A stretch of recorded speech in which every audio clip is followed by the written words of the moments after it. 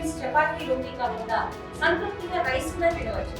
Doctor rice, sugar free rice, doctor rice, diabetic rice, sugar పెన్సని బియ్యం, doctor rice. విజయవాడలో జాతీయ హిందూ ధార్మిక సదస్సు కొనసాగుతుంది. ముఖ్యంగా హిందూ మతానికి సంబంధించినటువంటి పీఠాధిపతులు, స్వామీజీలు అందరూ కూడా హాజరయ్యారు. గజల్ శ్రీనివాస్ కూడా ఈ కార్యక్రమానికి హాజరయ్యారు. ఏంటి దీని ప్రాధాన్యత ఏంటి అడుగుదాం సార్. ఏంటి ఈరోజు హిందూ ధార్మిక జాతీయ సదస్సు నిర్వహించడానికి కారణం ఏంటి? ముఖ్యంగా ఆంధ్రప్రదేశ్లో కానీ ఇతర రాష్ట్రాల్లో హిందువుల పట్ల కానీ ఇతర అంశాలకు సంబంధించి ఏ విధమైన చర్చ ఈరోజు జరగబోతుంది? ముఖ్యంగా నాకు తెలిసి మన శ్రీనివాసానంద స్వామి గారు అధ్యక్షతన జరుగుతున్నటువంటి ఆంధ్రప్రదేశ్ సాధు పరిషత్తు కూటమి ప్రభుత్వానికి వాళ్ళు కొన్ని నివేదనలు చేస్తున్నారు. ఏమిటంటే ముఖ్యంగా తిరుమల తిరుపతి దేవస్థానంలో అక్కడ ఆ పరిధిలో కింద తిరుపతిలో ఈ మద్యపానం కానీ తర్వాత మాంసపు విక్రయశాలలు కానీ ఉండకూడదు అని దాంతో నేను కొంత ఏకీభవిస్తున్నాను. ఏదంటే తిరుమల కొండ మీద స్వామి ఉన్నాడు కదా కిందన అని అడగచ్చు మీరు, కానీ బేసిక్గా ఇది తిరుమల తిరుపతి దేవస్థానం కానీ తిరుమల దేవస్థానం కాదు. టోటల్ తిరుపతి తిరుమల మొత్తం అంతా అయిందే. కిందన వరదరాజస్వామి ఉన్నాడు, పద్మావతం ముందు అనేక దేవాలయాలు ఉన్నాయి, చుట్టుపక్కల కపిలేశ్వర స్వామి ఉన్నాడు. కపిలేశ్వర స్వామి దగ్గరికి వెళ్ళి ఒకళ్ళ మాట అడిగింది, నా బిడ్డకి పెళ్లి చేయవయ్యా స్వామి అంటే కపిలేశ్వర స్వామి నా దగ్గరుండి పెళ్లి చేస్తానమ్మా పద్మావతిదేవని చెప్పాడు. కాబట్టి వచ్చేసినట్టున్నా చూసుకోండి మీరు. సో ఆ కింద ప్రాంతం అంతా కూడా చాలా పవిత్రమైంది. కాబట్టి నా డిమాండ్ కూడా ఏంటంటే స్పష్టంగా కిందన లిక్కర్ షాపులు కానీ మాంసపు విక్రయశాలలు కానీ ఉండకూడదు. ఒకవేళ ఉంటే వాళ్ళు కొంచెం దూరంగా 10 కిలోమీటర్లు అవతలు ఇవ్వండి. అలాగే చాలా కొన్ని అన్యమత సంస్థలు కూడా కట్టేశారు. నాకు తెలియదు ఎప్పుడు జరిగింది ఇదంతా కూడా ఈ మధ్య చూశాను నేను. కాబట్టి as a save temples Bharat చైర్మన్గా ఒక గజల్ శ్రీనివాస్గా నేను కోరేది ఏంటంటే తిరుమల తిరుపతి దేవస్థానం దాన్ని సార్థక నామంగా ఉంచమని, ఆ ప్రదేశం కూడా అంత పవిత్రతగా ఉంచమని నేను ఈ ప్రభుత్వాన్ని కోరుతున్నాను. ఆల్రెడీ ఉప ముఖ్యమంత్రి పవన్ కళ్యాణ్ సనాతన ధర్మాన్ని ప్రమోట్ చేస్తున్నారు. తమిళనాడు వెళుతున్నారు, కేరళ దేవాలయాలకు వెళ్తున్నారు. మీరేం చెప్తారు సార్ పవన్ కళ్యాణ్ సనాతన ధర్మం గురించి? చాలా అద్భుతం కదండి. పవన్ కళ్యాణ్ గారు సనాతన ధర్మం గురించి ఒక సినిమా హీరో వచ్చి మాట్లాడుతున్నాడంటే ఎంత గర్వంగా ఉంది నాకు. నేను ఆర్ఎస్ఎస్ వాడిని, నేను నా చిన్నప్పటి నుంచి సనాతన ధర్మం గురించి చెప్తున్నాను. నేను ఇవాళ ఒక hero he is from my place, is my younger brother. చిరంజీవిని అన్నయ్య అంటాను, పవన్ కళ్యాణ్ తమ్ముడు అంటాం. ఆ కుటుంబంతో నాకు అత్యంత ఆత్మీయత ఉంది. అది పక్కన పెట్టేస్తే ఇవాళ ఒక హీరో క్రిస్టియన్స్ ఓట్లు ఏమవుతాయి, ముస్లిమ్స్ ఓట్లు ఏమవుతాయి అవన్నీ ఆలోచించట్లేదు ఆయన. నేను అన్ని మతాలని ప్రేమిస్తాను, నేను హిందువునని చెప్పుకోవడానికి గర్వపడతాను, నేను సనాతనని చెప్పుకోవడానికి గర్వపడతానని ప్రపంచ దేశమంతా తిరిగి చెప్తున్నాడు. నేను కూడా మురుగన్ మహాసమ్మేళనానికి నేను వెళ్ళా, నన్ను పిలిచారు, నేను వన్ ఆఫ్ ద గెస్ట్. ఆయన అక్కడికి వచ్చి చాలా గొప్పగా మాట్లాడాడు. ఏమీ వేరే వాళ్ళని ఎవరిని విమర్శించలేదు, ఏమీ భూషణలు ఏమీ చేయలేదు. నేను I was very much there, నేను అక్కడ ఉన్నాను. నేను చాలా గొప్పగా మాట్లాడాడు. మిగతా వాళ్ళని మతస్థులైతే ఇలా ప్రశ్నించగలరా, మరి మమ్మల్ని ఎందుకు ఇట్లా ప్రశ్నిస్తారని చాలా హంబుల్గా చెప్పాడు పవన్ కళ్యాణ్ గారు. కాబట్టి నేను సనాతన ధర్మాన్ని ఇవాళ ఒక గొప్ప వాయిస్ వినిపిస్తున్నందుకు పవన్ కళ్యాణ్ని నేను ఒక బ్రదర్గా నేను మనస్ఫూర్తిగా అభినందిస్తున్నా. మా సేవ్ టెంపుల్స్ భారత్ ఆర్గనైజేషన్ నుంచి కూడా నేను అభినందిస్తున్నా. కానీ ఇంకొక విమర్శ పవన్ కళ్యాణ్ మీద ఉంది.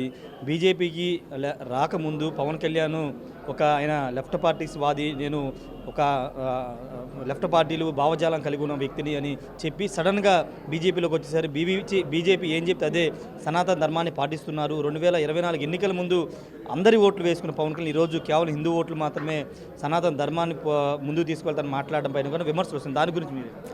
సార్, ప్రతి మనిషి కూడా ట్రాన్స్ఫార్మ్ అవుతాడండి. ప్రతి మనిషిలో కూడా పరిణామం ఉంటుంది. పరివర్తన కాదు ఇది, ఆయనలో వచ్చినటువంటి పరిణామం.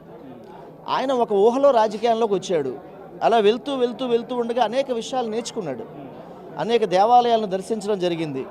ఆయన సినిమా ఫీల్డ్లో ఇంతకుముందు ఎంతోమంది కలిసి ఉన్నాడు, ఎంతోమంది సాధువుల్ని, మఠాధిపతుల్ని, పీఠాధిపతుల్ని ఎన్నో నదుల్లోకి వెళ్ళి స్నానం చేస్తాడు, కుంభమేళాకి వెళ్ళి వచ్చినాడు. సో డెఫినెట్గా ఆయనలో ఒక పరిణామం రావడం మూలాన ఇప్పుడు నాలో కూడా ఇంతకుముందు నేను ఆర్ఎస్ఎస్ ఫ్యామిలీ నుంచి మధ్యలో నేను గజల్స్ పాడుతూ తిరిగా. కథ సెటిల్ అయిన తర్వాత అరే నా పురాతన దేవాలయాలు జీర్ణమైపోయాయని చెప్పి ఇప్పుడు నేను కొన్ని వందల దేవాలయాలు నేను జీర్ణోద్ధరణ చేస్తున్నా. అది నాలో కలిగిన పరిణామం ఇది. అలాగే ఆయనలో కూడా గొప్ప పరిణామం వచ్చింది. అది సనాతన ధర్మానికి, హిందూ ధర్మానికి సంబంధించిన పరిణామం అవడము. ఇవాళ 100 కోట్ల మంది ఉన్నటువంటి భారతీయులు యొక్క ఆకాంక్షల్ని ఆయన నెరవేర్చేలాగా పవన్ కళ్యాణ్ గారు చేయడం అనేది నేను అభినందిస్తున్నాను. అది ఆయనలో వచ్చిన గొప్ప భక్తి పరిణామము, గొప్ప అనుభూతితో చెందినటువంటి పరిణామంగా నేను భావిస్తున్నాను. కానీ ఆ పరిణామం ఆయన రాజకీయ జీవితాన్ని ఇబ్బందికి గురి చేస్తుంది.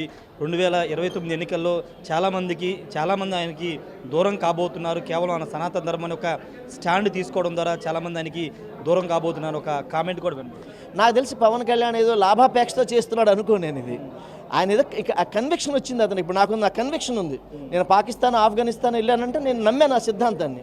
ఆయన సనాతన ధర్మాన్ని నమ్మాడు. దానివల్ల ఓట్లు వస్తాయా, పోతాయా, నాకు నష్టం జరుగుతుందా అన్నది ఈజ్ బియాండ్. అవన్నీ ఆలోచించట్లేదు ఆయన ఇది right time for me to protect Sanatana ధర్మ.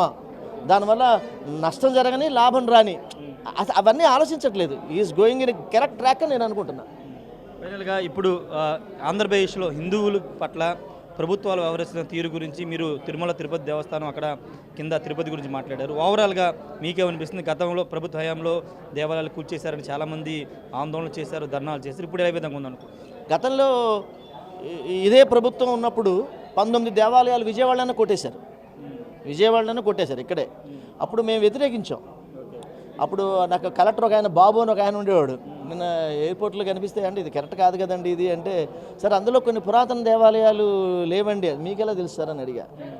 So we don't agree if you dilapidate, మీరు కూల్చేస్తే పురాతన దేవాలయాలను ఊరుకోం మేము. బట్ అప్పుడు జరిగింది. ఆ తర్వాత ప్రభుత్వం మారిపోయింది. కానీ ఇప్పుడు కూటమి ప్రభుత్వం వచ్చిన తర్వాత నేను కోరేది ఏంటంటే, చంద్రబాబు నాయుడు గారు మన ఆర్టీవీ ఛానల్ నుంచి దయ ఉంచి మఠాలు, పీఠాల్లో 60-70 సంవత్సరాల నుంచి కొన్ని ఉన్న టెంపుల్స్లో, కొన్ని పీఠాలు కొన్ని ఉన్నాయి.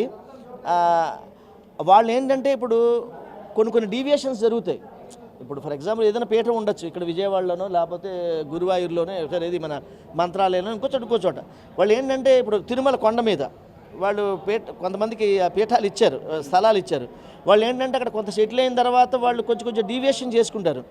దానికి వాళ్ళు రాటిఫికేషన్ చేసుకుని దానికి డబ్బు కట్టించుకుని చేయాలి. కానీ ఆ పీఠాలను కొట్టేసిన, వాళ్ళ స్థలాలను కొట్టేసిన, వాళ్ళ పీఠాల్లో ఉన్నటువంటి గుళ్ళు కొట్టేసిన, అది హిందువుల మనోభావాలు చాలా తీవ్రంగా దెబ్బతింటాయి. తర్వాత కూటమి ప్రభుత్వం మీద వ్యతిరేకత వస్తుంది. ఎక్కడన్నా సరే మఠాల్లో, పీఠాల్లో, ఆశ్రమాల్లో కనుక దేవాలయాల్లో డీవియేషన్ ఉంటే దాన్ని రాటిఫికేషన్ చేసుకుని దాన్ని కట్టుకోమని చెప్పాలి. కానీ 40 ఏళ్ళు 50 ఏళ్ళు ఉన్నటువంటి దేవాలయాలను దయవించి కొట్టొద్దని నేను కూటమి ప్రభుత్వాన్ని కోరుతున్నాను.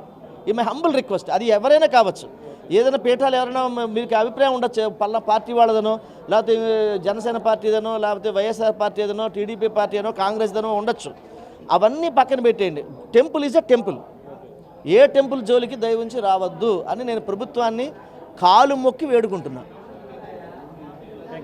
ఖచ్చితంగా కాళ్ళు మొక్కి వేడుకుంటున్నానని చెప్తున్నారు.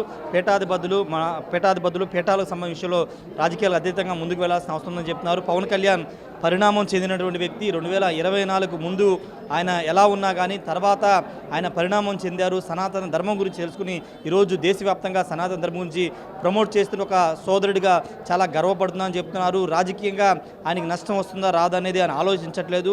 ఒక పరిణామం, ఒక ఇంటెన్షన్తో ఆయన ముందుకు వెళ్తున్నారని గజ్జల శ్రీనివాస్ చెప్తున్నారు. ఖచ్చితంగా రాష్ట్ర ప్రభుత్వం కూడా హిందూ మఠాల మీద, లేకపోతే తిరుమల తిరుపతి దేవస్థానం అంటే ఇంక్లూడింగ్ తిరుపతి ఉంటుంది, తిరుపతిలో మద్య విక్రయాలు, మాంస విక్రయాలు కూడా నిలుపుదేయాలు చేయాలని ప్రభుత్వాన్ని కోరుతున్నామని గజ్జల శ్రీనివాస్ చెప్తున్నారు. కెమెరా పర్సన్ శ్రీనివాస్తో రాజేష్ ఆర్టీ, విజయవాడ నుండి. For latest updates on India Pakistan, download RTV Live app